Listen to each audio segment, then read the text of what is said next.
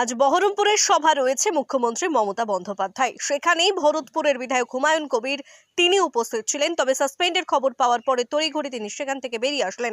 দলের বিরুদ্ধে ক্ষোভ প্রকাশ করলেন তিনি।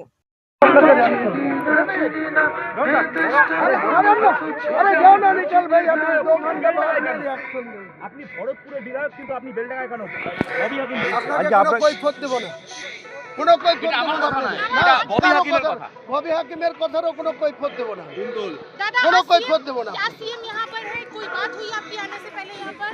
मेरे को डिस्ट्रिक्ट प्रेसिडेंट इनवाइट किया, डिस्ट्रिक्ट प्रेसिडेंट को बात करूंगी और रुकने के लिए बोलेंगे तो रुकेंगे, नहीं तो यहाँ से चला जाए। একজন সাসপেন্ডেড নেতা কি করে মঞ্চে উঠবে সিএম এর? বললাম তো আমাকে কথা বলতে দিন না। আমি বিধায়ক আছি, তো আমাকে বিধায়ক হিসেবে কেন ইনভাইট করা আছে? আমাকে কথা বলতে দিন। আপনারা এরকম করছেন কেন? दादा हर बार होता है, सीएम आती है, आपकी उनसे बात होती है, इस बार बात हुई है कि नहीं आने से पहले? सीएम के साथ कोई बात हुई है? सस्पेंड हुए आप या कोई किसी भी कुछ चीज बात नहीं, आपको बोलूंगी नहीं मैं। कुछ जवाब दिए नहीं दूंगी। বলছি আপনাকে আমন্ত্রণ জানালো, আবার সাসপেন্ডও করলো, এটাকে আপনি কিভাবে দেখছেন? বলছি না, রিয়াকশন করেন, 2 ঘন্টা পরে রিয়াকশন দেবো। সিএম হয়ে যাক, তারপরে রিয়াকশন দেবো। আপনি কি মঞ্চে উঠবেন? সাসপেন্ড তো। আমি আপনারা যারা বিধায়ক বাইরে ঘোরাঘুরি করছেন তারা অতি অবশ্যই প্যান্ডেলের ভিতরে প্রবেশ করুন। কিছুতে নেই আমি। এটা তো পার্টির মিটিং। আপনারা যারা বাইরে ঘোরাঘুরি করছেন পার্টির নেতাকে জিজ্ঞেস করি যে অতি অবশ্যই প্যান্ডেলের ভিতরে প্রবেশ করুন। আমাকে ইনভাইট করেছে অপূর্ব সরকার, সাংগঠনিক জেলা সভাপতি।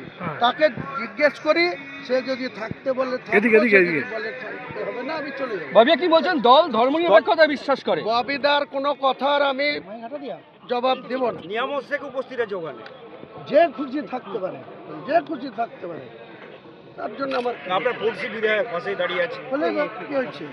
তিনি কলকাতায় আজকে ববি হাকিমের সঙ্গে মিট করছেন। যার সঙ্গে মিট করুক, উনি আমার কিছু বলার নেই। আমাকে সাসপেন্ড করেছে, আপনাদের মধ্যে শুনলাম। এর আগেও 2015 সালের ফেব্রুয়ারি একইভাবে তৎকালীন চট্টোপাধ্যায় বন্যা নোটিশে আমাকে 6 বছরের জন্য সাসপেন্ড। আপনি কি দল ছাড়বেন?